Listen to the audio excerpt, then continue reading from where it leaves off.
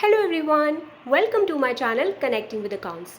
इस वीडियो में हम पढ़ेंगे नॉन परफॉर्मिंग एसेट्स के बारे में। इस वीडियो में हम नॉन परफॉर्मिंग एसेट्स को डिटेल में समझेंगे। So let's start the video. Non performing assets क्या होते हैं? ये वो लोन्स और एडवांसेस हैं जो बैंक्स और फाइनेंशियल इंस्टीट्यूशंस देते हैं जिसे बोरोअर पे नहीं कर पाता for a specific period of 90 days और मोर। 90 डेज और उससे ज़्यादा टाइम पीरियड हो गया है, लेकिन बोरोअर ने अभी तक लोन की आइदर इंटरेस्ट पेमेंट और प्रिंसिपल इंस्टॉलमेंट पे नहीं करी है। ये वो लोन्स और एडवांसेस हैं जो डिफ़ॉल्ट होते हैं, एरियर्स में होते हैं यानी आउटस्टैंडिंग होते हैं for minimum period of at least 90 days. 90 days तक इन लोन्स और एडवांसेस से रिलेटेड कोई भी इंटरेस्ट पेमेंट या फिर प्रिंसिपल अमाउंट इंस्टॉलमेंट नहीं आई है बोरोअर से। लोन एरियर्स में तब होता है जब उसकी प्रिंसिपल या फिर इंटरेस्ट पेमेंट्स लेट होती है या बोरोअर मिस कर देता है पे करना। और लोन डिफ़ॉल्ट में कब होता है? जब लेंडर लोन एग्रीमेंट को समझता है कि अब ये टूट चुका है, अब बोरोअर अपने फाइनेंशियल ऑब्लिगेशंस अपने लोन को रीपे नहीं कर सकता। In simple words, non performing assets are bad loans. NPAs को बैंक्स एंड फाइनेंशियल इंस्टीट्यूशंस अपने बैलेंस शीट्स में रिकॉर्ड करती है। एनपीएस के केस में दो पॉसिबल सिनेरियोज हो सकते हैं। फर्स्ट केस, जब बोरोअर ने जिसने लोन लिया है उसने एसेट्स को प्लेज किया है, गिरवी रखा है एज कोलेटरल या सिक्योरिटी, तो लेंडर उन एसेट्स को बेचकर अपना आउटस्टैंडिंग लोन का अमाउंट रिकवर कर सकता है। सेकेंड केस, जब कोई भी कोलेटरल सिक्योरिटी या एसेट गिरवी नहीं रखा बोरोअर ने, तो लेंडर उस लोन को एज बैड डेट डिक्लेयर कर देगा और उसे कलेक्शन एजेंसी को सेल कर देगा डिस्काउंटेड प्राइस पे। Examples of non performing assets. Non performing assets के एग्जाम्पल्स हैं डिफ़ॉल्टेड लोन्स, जहाँ पे बोरोअर टाइम से पेमेंट नहीं कर पा रहा अपने लोन की। Overdue credit card payments, credit card की पेमेंट ओवरड्यू हो गई है या आउटस्टैंडिंग ड्यूज़ है। नॉन पेमेंट ऑफ इंटरेस्ट और प्रिंसिपल ऑन मॉर्गेजेस और हाउसिंग लोन्स। मॉर्गेजेस और हाउसिंग लोन्स पे अभी तक कोई इंटरेस्ट या प्रिंसिपल की पेमेंट नहीं करी है बोरोअर ने। बिजनेस लोन्स और एडवांसेस अनपेड है। एग्रीकल्चरल लोन्स हैं जिन पर कोई इंटरेस्ट और प्रिंसिपल इंस्टॉलमेंट पेमेंट नहीं आई है, जो कि 2 क्रॉप हार्वेस्ट सीजन या फिर 1 क्रॉप सीजन ड्यू हो चुकी है। डिपेंड करता है लोन की क्या लेंथ है, कितने टाइम पीरियड के लिए लोन दिया हुआ है। तो ये कुछ एग्जाम्पल्स हैं नॉन परफॉर्मिंग एसेट्स के। अब हम समझेंगे types of non performing assets. Non performing assets कितने तरीके के होते हैं? So there are 3 categories of non performing assets. First, substandard assets. Second, doubtful assets. Third, loss assets. First, substandard assets. ये वो एसेट्स हैं जिनको एनपीए का स्टेटस मिल गया है, जो अभी तक पे नहीं हुए हैं for a period of less than और इक्वल टू 12 मंथ्स। इन्हें 12 मंथ्स हो गए हैं और अभी तक इनकी कोई पेमेंट रिसीव नहीं हुई है बैंक्स और फाइनेंशियल इंस्टीट्यूशंस को। इन्हें हम कहते हैं substandard assets. Second are doubtful assets. ये वो एसेट्स हैं जो एनपीए की कैटेगरी में हैं, जो अभी तक पे नहीं हुए हैं और 12 मंथ से ज़्यादा टाइम पीरियड हो गया है।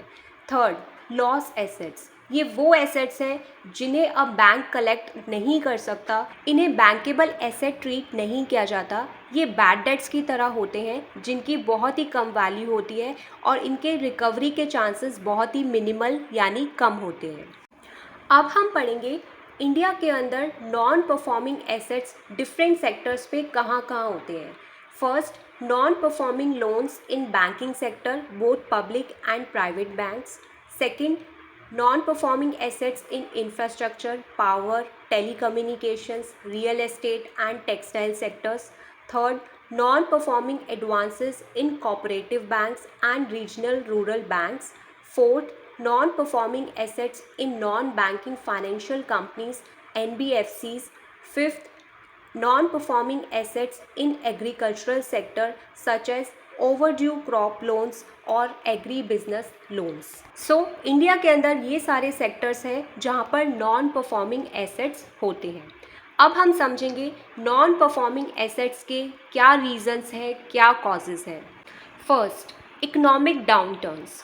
इसका क्या मतलब है, जब इकॉनमी डाउन टर्न में होती है यानी रिसेशन में होती है, बिजनेस फाइनेंशियल डिफ़िकल्टीज एक्सपीरियंस कर सकता है और अपने लोन्स को रीपे नहीं कर सकता जो भी उसने क्रेडिट पर यानी उधार पर लिए हैं। Second, borrowers fraud. कभी कभार क्या होता है, बोरोअर जिसने पैसा उधार पर लिया है, लोन लिया है, वो जानबूझकर डिफ़ॉल्ट करता है लोन पे ताकि उसे रीपे ना करना पड़े लेंडर को। Third, poor lending management policies और प्रैक्टिसेस। कभी कभी बैंक की जो लेंडिंग मैनेजमेंट पॉलिसीज़ और प्रैक्टिसेस होती हैं वो प्रॉपर और एडिकेट नहीं होती है। जब bank proper document verification and KYC नहीं करती है और अनक्रेडिट वर्दी बोरोअर्स को लोन प्रोवाइड कर देती है बिना कोई रिस्क असेसमेंट करे, उस केसेस के अंदर एनपीए के चांसेस बढ़ जाते हैं क्योंकि वो बोरोअर्स लोन को रीपे नहीं कर पाते टाइम पर। Fourth, lack of monitoring. जब बैंक्स बोरोअर्स के रीपेमेंट रिकॉर्ड्स को प्रॉपरली मॉनिटर या ट्रैक नहीं करते, उनके साथ रेगुलरली फॉलोअप नहीं करते, उन्हें रिमाइंड नहीं कराते लोन रीपे करने के लिए, इस वजह से भी एनपीएस इंक्रीज होते हैं। Fifth, changes in the economic environment. जब इकोनॉमी के अंदर कुछ चेंजेस आ जाते हैं, लाइक इंटरेस्ट रेट इंक्रीज हो गए, कमोडिटी के प्राइसेस डिक्रीज हो गए, एक्सचेंज रेट्स बहुत ज़्यादा फ्लक्चुएट कर रहे हैं, तो ये सब सिचुएशंस बोरोअर्स के लिए डिफ़िकल्ट कर देती है अपने लोन्स को रीपे करने में। सो ये थे reasons of non performing assets. अब हम समझेंगे impact of non performing assets. Non performing assets का क्या इम्पैक्ट होता है। First, non performing assets lenders के लिए यानी बैंक्स और फाइनेंशियल इंस्टीट्यूशंस के लिए जो लोन दे रहा है उसके लिए higher risk of default and financial instability को इंडिकेट करते हैं। सेकंड, एनपीएस इकॉनमी को भी इम्पैक्ट करते हैं क्योंकि जब बैंक के पास नॉन परफॉर्मिंग एसेट ज़्यादा होते हैं तो उसके पास सफिशेंट फंड्स अवेलेबल नहीं होते दूसरे डेवलपमेंट प्रोजेक्ट्स में इन्वेस्ट करने के लिए, क्योंकि नॉन परफॉर्मिंग एसेट्स वो एसेट्स हैं जो बैंक्स के लिए इनकम जनरेट नहीं करते। थर्ड, जब banks and financial institutions further investments नहीं करते, उसकी वजह से अनएम्प्लॉयमेंट रेट भी इंक्रीज होता है। फोर्थ, एनपीएस की वजह से बैंक्स एंड फाइनेंशियल इंस्टीट्यूशंस को इंटरेस्ट रेट्स बढ़ाने पड़ते हैं प्रॉफिट मार्जिन को मेंटेन करने के लिए, जो कस्टमर और उनकी बोरोइंग कैपेसिटी को इम्पैक्ट करते हैं। एंड फिफ्थ, एनपीएस बैंक्स की profitability, lending capacity, financial health को इम्पैक्ट करते हैं और उन्हें प्रोविज़न बनाने पड़ते हैं पोटेंशियल लॉसेस को कवर अप करने के लिए जो भी नॉन परफॉर्मिंग एसेट्स से अराइज होंगे फ्यूचर में। So non performing assets banks, financial institutions, businesses, government and general public सभी को इम्पैक्ट करता है। अब हम समझेंगे नॉन परफॉर्मिंग एसेट से डील करने के लिए बैंक्स क्या प्रिवेंटिव मेजर्स लेते हैं। First, restructuring.